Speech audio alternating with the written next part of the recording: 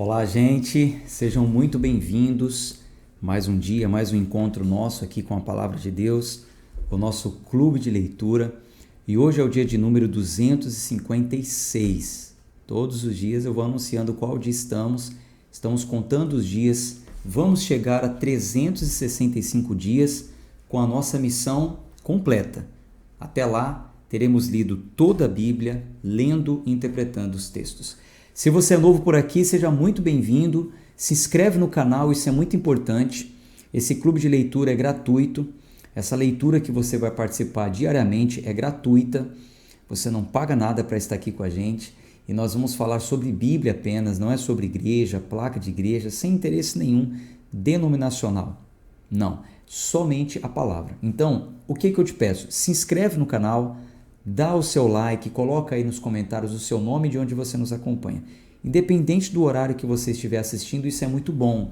Isso faz com que o YouTube entregue para outras pessoas. Quando vê que tem gente que está entrando, está se inscrevendo no canal, está dando like, está comentando, então ele vê que o assunto é bom. E assim ele vai entregar para outras pessoas. Bom, hoje nós vamos iniciar a leitura do livro do profeta Isaías. E antes de lermos o livro, de começarmos ali do capítulo 1, naturalmente, eu vou passar para vocês a visão panorâmica. Como que nós devemos olhar para esse livro de ponta a ponta? O que podemos esperar desse livro? Qual o contexto histórico? Qual o propósito do autor em ter escrito esse livro? Nós vamos falar sobre alguns pontos, porque durante a leitura você já vai estar situado, você já vai estar por dentro de como esse livro quer ser lido. Estamos fazendo isso desde o início do ano. O exercício que nós adotamos para a interpretação dos textos é a hermenêutica, comparando a Bíblia com Bíblia, onde mais fala sobre isso, para que a gente chegue ao entendimento correto, tá bom? Antes vamos fazer uma oração. Senhor, muito obrigado por mais um encontro com a sua palavra, esses amigos, essas minhas amigas do clube de leitura. Estamos aqui, Senhor, reunidos em Teu nome para lermos e entendermos os textos. Então pedimos que o Senhor fale ao nosso coração, abra o nosso entendimento. Oramos em nome de Jesus. Amém. Bom, gente, o que eu vou falar para vocês, ou o que eu posso falar sobre o livro do profeta Isaías, antes de iniciarmos a nossa leitura. O livro do profeta Isaías, ele é o primeiro dos profetas no cânon, em português. No hebraico também ele é o primeiro dos profetas posteriores, né? Aqueles profetas que vieram ali após o período, até o período da teocracia, nós tínhamos alguns profetas, né? Como nós já lemos ali, antes do tempo de juízes, onde os juízes governavam a terra, os profetas governavam a terra. Depois entrou a monarquia, onde o próprio povo clamou por um rei, né? Então, deixando assim o profeta de ser o líder direto do povo e tendo um rei como líder, porém com o profeta junto. Depois de todo esse tempo, então, inicia-se aí os livros dos profetas, que foram profetas durante o reinado de alguns reis. Então, o livro do profeta Isaías é o primeiro que entra logo após esse período, tá? É intrigante a forma que Isaías ele escreve a sua visão profética, é complexa a estrutura, a forma que ele estrutura ali os escritos, e a imaginação também, né, de Isaías é vigorante. É muito bom, é um livro muito cativante.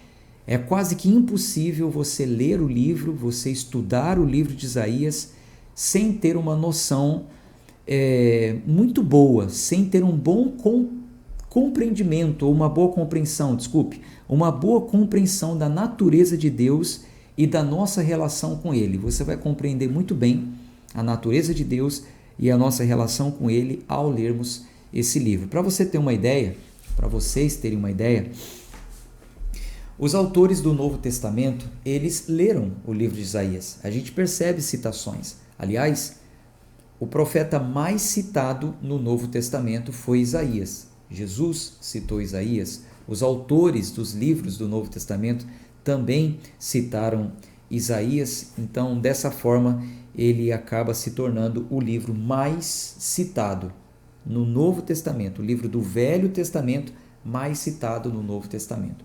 Sobre o autor, fica claro que o autor é Isaías e é um autor único, somente ele, né? O livro se apresenta como obra de um único homem, Isaías, filho de Acás. Isso vai estar logo no comecinho, no capítulo 1, nós vamos ler já já. E os seus escritos foram registrados, as suas atividades proféticas foram registradas durante o reinado de 4 homens, 4 reis. Durante o reinado do rei Uzias, do rei Jotão, do rei Acás e Ezequias. Então esses reis reinaram em Judá e durante o reinado desses reis, o profeta Isaías estava operante, vamos dizer assim, né? É um contexto histórico que eu posso passar aqui para vocês. Isaías capítulo 6, eu vou mandar depois as anotações, tá? Isaías capítulo 6, logo no versículo 1, registra como foi o chamado de Isaías. Ele recebeu o chamado no último ano do reinado do rei Uzias sobre Judá. O reinado do rei Uzias foi um tempo particularmente próspero, o reinado estava indo muito bom, né? Muito bom, era um reinado próspero. Contudo, algumas nuvens de tempestades já vinham pairando sobre o horizonte quando Isaías começa a atuar como profeta. O que já vinha acontecendo? A Assíria, ela estava crescendo muito, e na pessoa de um rei da Síria chamado Tiglat-Pileser. Nós já lemos isso lá no livro da História dos Reis. E o rei assírio, ele começou a ameaçar subjugar o reino de Israel ao norte.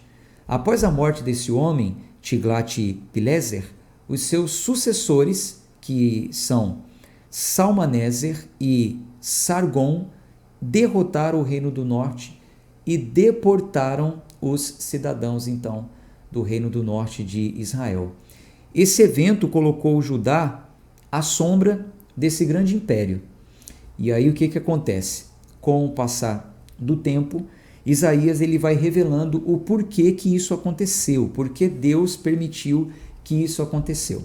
Bom, mais para frente, lá no capítulo 37, nós vemos a famosa carta de Senaqueribe. Já lemos essa carta e agora Isaías vai falar novamente sobre o surgimento dessa carta de afronta, né? E a morte de Senaqueribe, que vinha afrontando o povo de Israel. A visão do profeta Isaías, ela se prolonga. A visão dele foi para o povo da época, né, do século em que Isaías viveu. A visão se prolongou até o final do Antigo Testamento. As coisas que Isaías falou foram acontecendo até o final do Antigo Testamento e ainda apontou para o futuro. Por isso que os autores do Novo Testamento citaram os escritos de Isaías, dizendo: cumpriu-se o que Isaías falava. Então, o que Isaías falou no Velho Testamento foi se estendendo até o final do Velho Testamento, se cumpriu no Novo Testamento e ainda tem coisas que ele falou que aponta para um futuro esse que nós vamos viver. Eventos relacionados com Cristo, com a volta de Cristo, com o julgamento eterno, eventos que Isaías também profetizou, a vinda do Messias, o servo sofredor, tudo isso nós vamos ver juntos. A gente entende como um propósito para esse livro ter sido escrito da seguinte forma: a mensagem de Isaías, ela é relativamente simples. Entenda.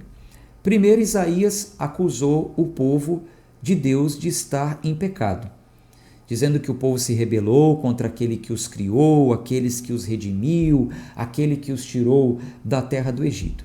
Depois, Isaías ordena que esses pecadores eles fossem reformados, que eles se consertassem, que eles se corrigissem, que eles agissem de maneira obediente.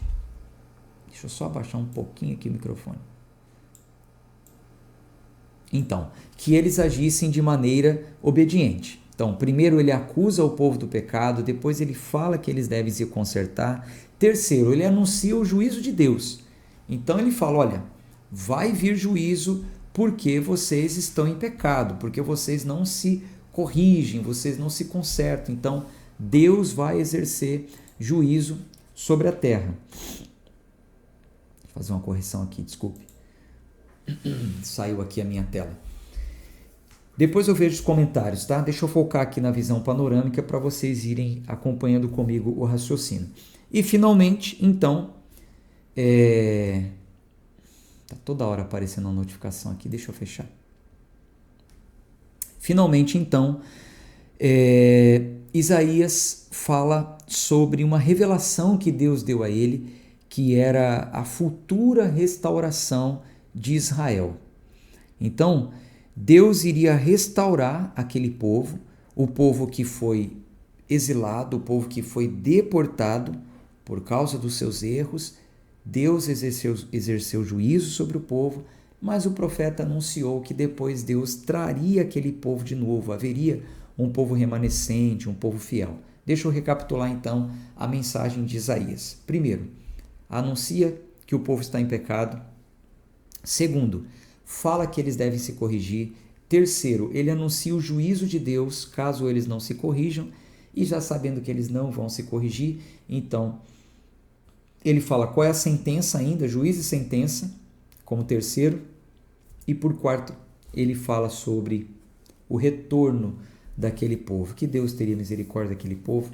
Depois de um período, eles voltariam para a sua terra. Então, como parte dessa restauração do povo de Deus, Isaías ele anteviu o julgamento das nações como uma volta futura das nações para Deus. Então ele fala que no futuro todas as nações irão se voltar para Deus. Nós vamos ler isso logo aqui nos primeiros capítulos, tá? Já já a gente fala um pouquinho mais sobre isso. O livro se divide também em duas partes. Do capítulo 1 até o capítulo 39, ele vai enfatizar o pecado. Do capítulo 40 até o capítulo 46, ele vai enfatizar a esperança e a restauração do povo de Israel, tá? Então, como um contexto, seria bom falar isso para vocês. Agora, tem outras coisas que nós devemos observar ainda dentro do contexto de todo o livro. Por exemplo, Isaías destaca que nós devemos observar que Deus é o Santo de Israel.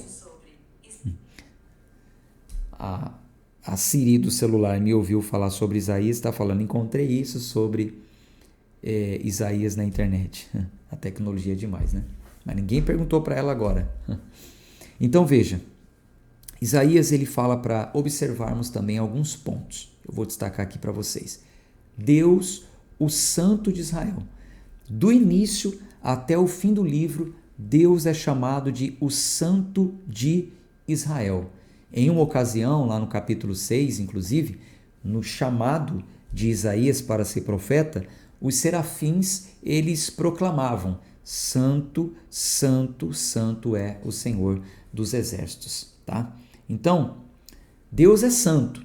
Deus ele está à parte, ele está completamente distanciado do pecado. Deus é o próprio modelo de perfeição moral. Então, nós devemos nos atentar para isso também durante a leitura do livro de Isaías. Então, o povo de Deus, eles deveriam refletir sobre o caráter de Deus como sendo um Deus santo, de acordo com o que já estava escrito no livro que eles conheciam, que era a Torá, os livros de Moisés. Eu vou mandar algumas referências anotadas para vocês também, mas o povo ficou muito aquém disso. Eles sabiam que Deus era santo, eles sabiam que Deus exigia como prática de santidade, mas eles não praticavam. Então, Isaías ele foi comissionado para lembrar o povo desse altíssimo padrão. Isaías foi comissionado para elevar o padrão. Deus é santo, voltemos à santidade. Ele vai exercer juízo. Uma outra coisa que nós observamos também durante a leitura é sobre fé e confiança. O profeta Isaías, ele convocou o povo para confiar em Deus. Então, diante da recusa do povo, ele censurou o povo por isso.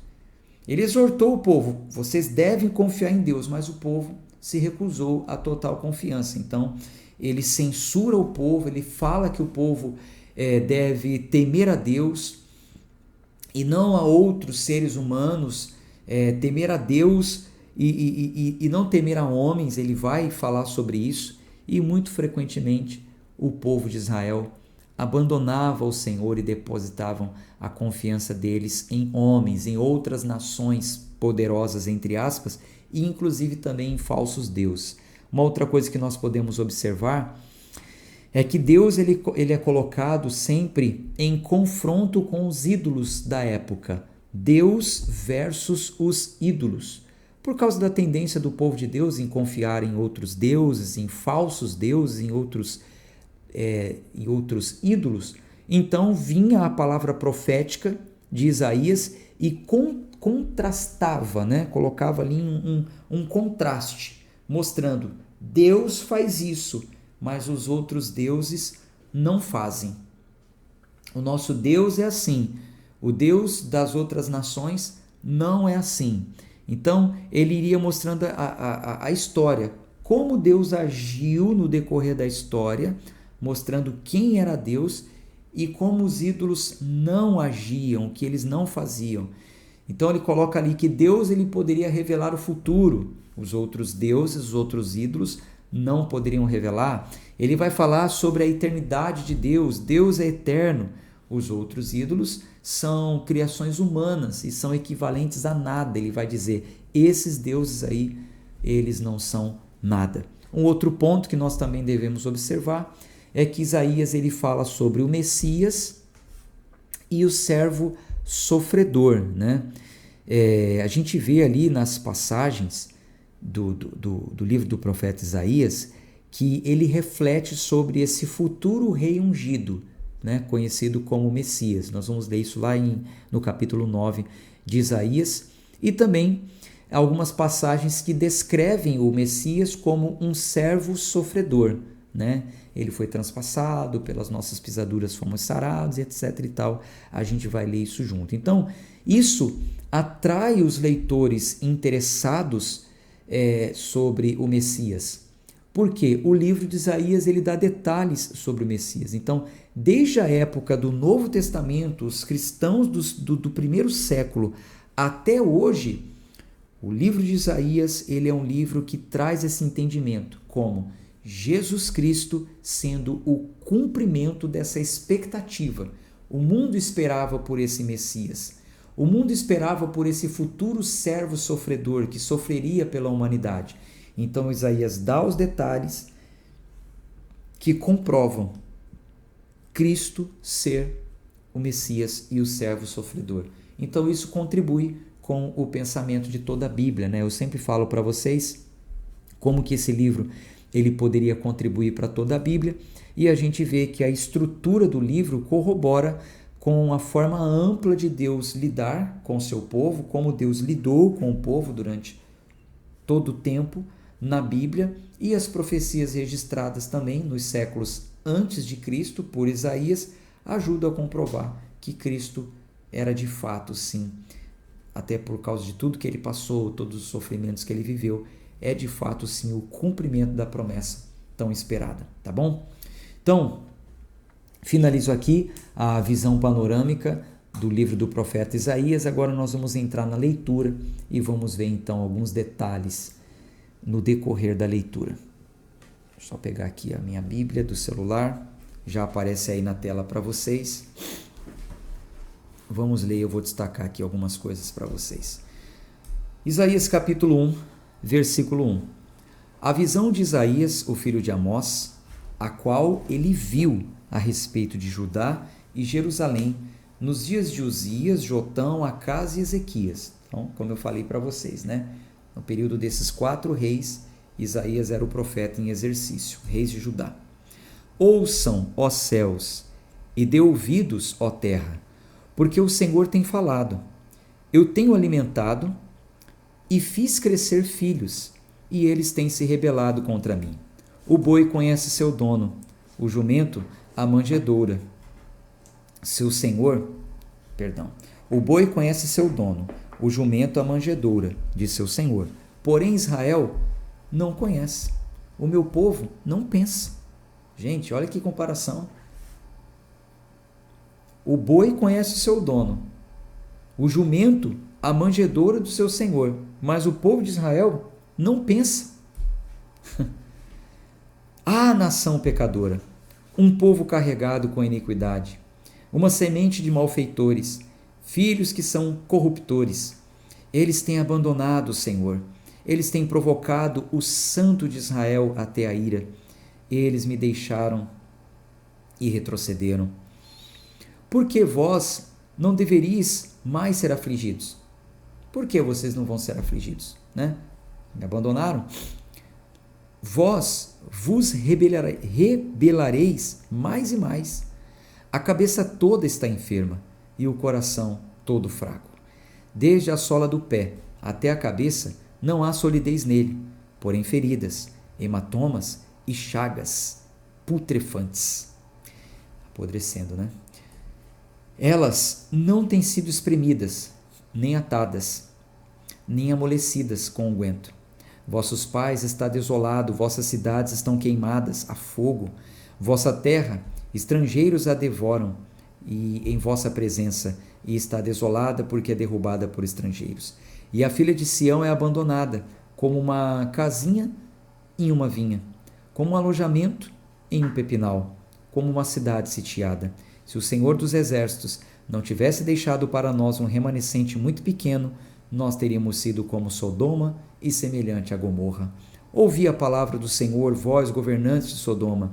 Dai ouvidos à lei do nosso Deus, vós, povo de Gomorra. Para qual propósito é a multidão de vossos sacrifícios para mim? Diz o Senhor.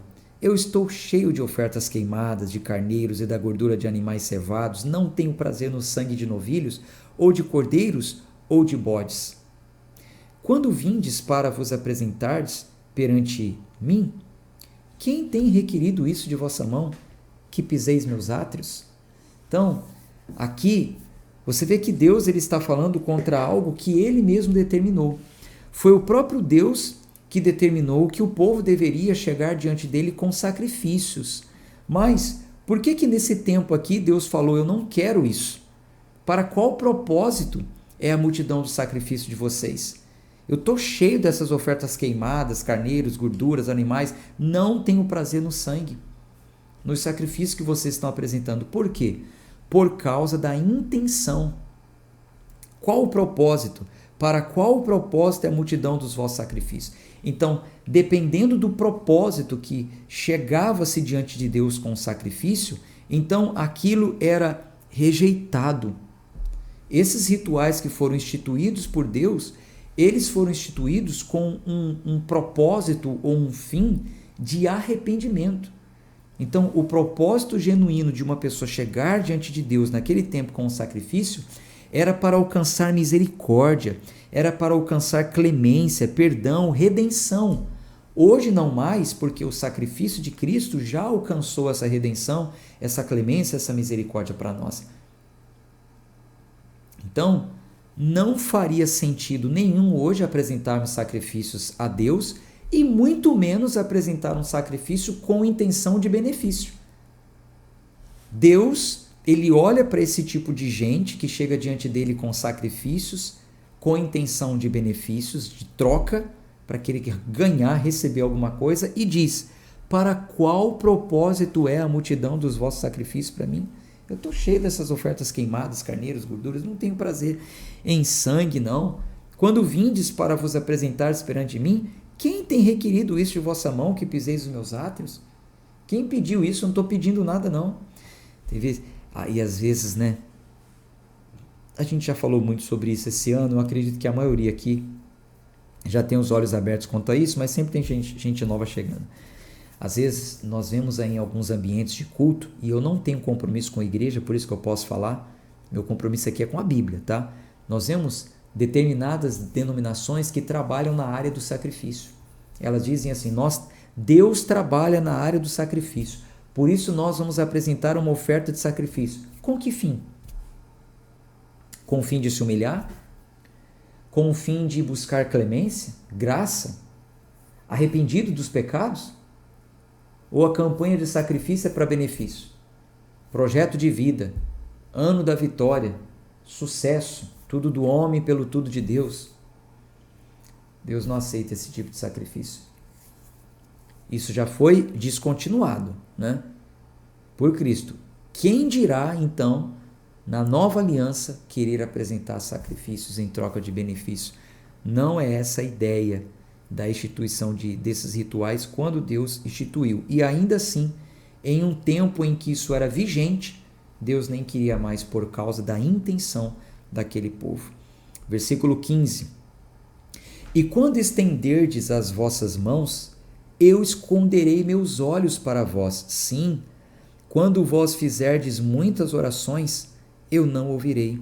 As vossas mãos estão cheias de sangue. Então veja que até as orações deles não seriam aceitas, porque as mãos estavam cheias de sangue. Mãos significam atos, os atos, aquilo que eles estavam fazendo eram atos diante de Deus, de pessoas hipócritas, né? Não de um verdadeiro convertido. Por isso ele falou, pode estender as mãos, pode orar, pode multiplicar as orações, não vou atender, não vou responder vocês. E qual é o conselho? Lavai-vos, purificai-vos, retirai a maldade de vossos atos diante dos meus olhos, cessai de fazer o mal, aprendei a fazer o bem, buscai o juízo, aliviai o oprimido, fazei justiça ao órfão, pleiteai pela viúva. Então, o profeta, ele dá uma direção, ele aponta o problema, que era o pecado, mas ele também dá uma direção. Ele fala, vocês devem se arrepender, vocês devem deixar esses atos que vocês estão praticando errados, lave as mãos, purifique o coração, abandonem as obras más, aprendam a fazer o bem, pratiquem a verdadeira religião, que é aliviar o oprimido, fazer justiça ao órfão, lutar pela viúva. Versículo 18. Vinde agora e vamos debater juntamente a respeito, diz o Senhor. Embora vossos pecados sejam como escarlate, eles serão tão brancos como a neve. Embora eles sejam vermelhos como carmesim, eles serão como lã. Se sois dispostos e obedientes, comereis o melhor da terra. Então, a chance, ele estava falando. Vocês podem estar vermelhos como carmesim, vocês vão ficar brancos, mas, versículo 19, se sois dispostos e obedientes, comereis o melhor da terra. Ou seja, se você estiver disposto a ouvir e obedecer, você pode comer o melhor da terra. Porém, se vós recusardes e vos rebelardes, sereis devorados como a espada, porque a boca do Senhor tem dito isso. Como a cidade fiel se tornou uma prostituta, ela estava repleta de juízo. A retidão se alojava nela, mas agora assassinos. Tua prata torna-se em escória, teu vinho misturado com água. Teus príncipes são rebeldes e companheiros de ladrões. Cada um ama presentes, subornos, né? E segue atrás de recompensas. Eles não julgam o órfão, nem fazem a casa da viúva vir até eles. Portanto, diz o Senhor dos Exércitos, o poderoso de Israel: eu me livrarei dos meus adversários e me vingarei dos meus inimigos. E eu voltarei a minha mão sobre ti e te purificarei completamente, e purificarei completamente a tua escória e removerei todo o teu estanho. E restaurarei teus juízes como no início e teus conselheiros como no começo. Depois tu serás chamada a cidade da justiça, a cidade fiel. Sião será redimida com julgamento e sua conversão com justiça. E a destruição dos transgressores e pecadores será concomitante, e os que abandonam o Senhor serão consumidos, porque eles sentirão vergonha dos carvalhos, os quais tendes desejado, e vós sereis confundidos pelos jardins que tendes escolhido. Carvalhos eram ídolos, né, de adoração feitos de madeira, árvores. Versículo 30. porque vós sereis como um carvalho cujas folhas murcham, e como um jardim que não tem água. Então, vocês têm ídolos que são os carvalhos, vocês vão ser como eles, né? Ser como uma árvore que logo vai murchar. Versículo 31. E o forte será como estopa, e o que fez como uma fagulha. Ambos queimarão juntos, e ninguém os apagará. Condenação, sentença, juízo por causa da idolatria. Capítulo 2. A palavra que Isaías, o filho de Amós, viu concernente a Judá e Jerusalém. E acontecerá que, nos últimos dias, o monte da casa do Senhor será estabelecido no cume dos montes, no cume, que é o mais alto, no ponto alto dos montes, acima de todos os montes, e será exaltado acima das colinas. Todas as nações fluirão em direção a ele, e muitos povos irão e dirão: vinde vós e deixai-nos subir ao monte do Senhor, em direção à casa do Deus de Jacó. E ele nos ensinará a respeito de seus caminhos, e nós andaremos nas suas veredas, pois de Sião sairá a lei e a palavra do Senhor de Jerusalém. Então aqui já era uma visão para o tempo que ele estava vivendo e também apontando para o futuro. Capítulo 2, versículo 2. E acontecerá que, nos últimos dias, essa expressão nos últimos dias se refere a futuro. O Monte Sião, que ele fala aqui, se refere à presença de Deus. O Monte Sião é o lugar onde Deus se revelou, onde ele habitava, né? Depois ele pediu para construir o tabernáculo e passou a habitar ali. Mas é o lugar onde Deus se apresentava para julgar o povo. Moisés falava, né, com o Senhor ali.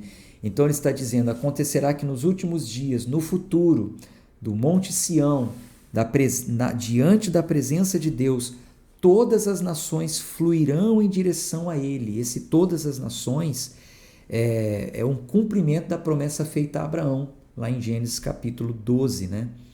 Onde ele fala que dele faria uma grande nação e todas as nações seriam benditas nele. Então, isso se cumpre porque hoje a igreja do Senhor é composta por muitas nações diferentes que se voltaram para Deus. Só que no nosso clube de leitura, nós temos pessoas do Brasil, nós temos pessoas de Portugal, nós temos pessoas do México, de Chile, pessoas de outras nações. Então, é a profecia se cumprindo, pelo menos em parte, onde pessoas estão fluindo de várias nações em direção a ele. Mas ainda haverá esse cumprimento em plenitude no tempo futuro, nos últimos dias, que será o julgamento. O versículo 3: e muitos povos irão e dirão: vinde vós e deixai-nos subir o monte do Senhor em direção à casa de Deus, o Deus de Jacó, e ele nos ensinará a respeito de seus caminhos, e nós andaremos nas suas veredas, pois de Sião sairá a lei e a palavra do Senhor de Jerusalém. Aí agora vem o final. E ele julgará entre as nações e repreenderá muitos povos, e eles converterão suas espadas em lâminas de arado e suas lanças em foices. Nação não erguerá mais espada contra a nação, nem aprenderão mais a guerrear. Converter as espadas, quando fala aqui, eles converterão suas espadas em lâminas de arado, significa dizer o seguinte: eles estariam passando por uma grande transformação, deixando de empregar força em guerras, né, que é a espada, e empregando forças em atividades produtivas, né? O arar a terra é para produção, quando se voltarem para Deus.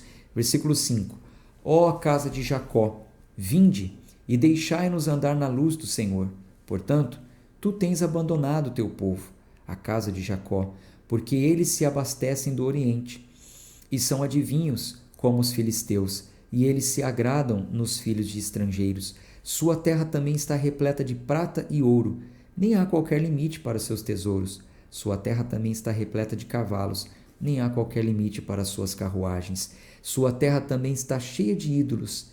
Eles adoram a obra de suas próprias mãos, a qual seus próprios dedos têm feito. Então, aqui revela, gente, que a idolatria ela está entranhada em nós, né? Nós seres humanos temos uma grande tendência à idolatria, a construir com as nossas próprias mãos ídolos de idolatria, como ele diz aqui. Eles adoram obra de suas próprias mãos, a qual seus próprios dedos têm feito.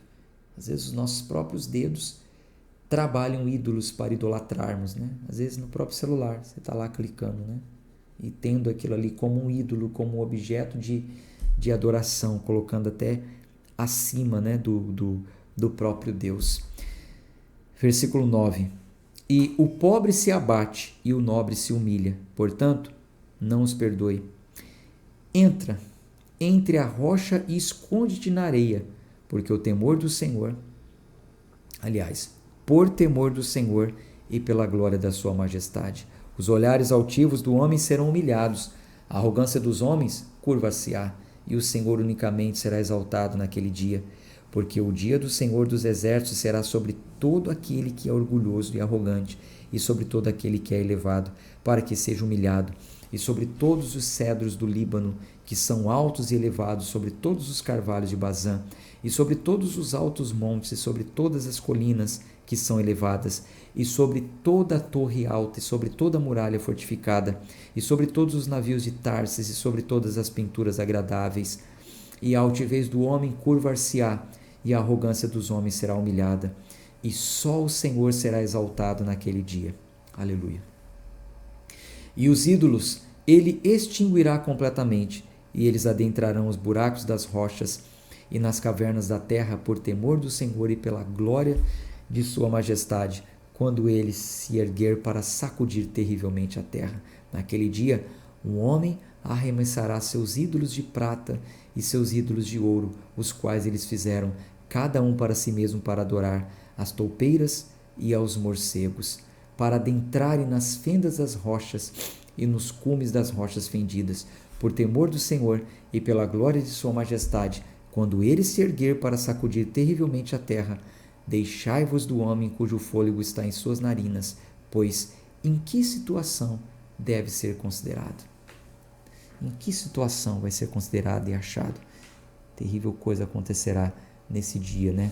O dia do Senhor.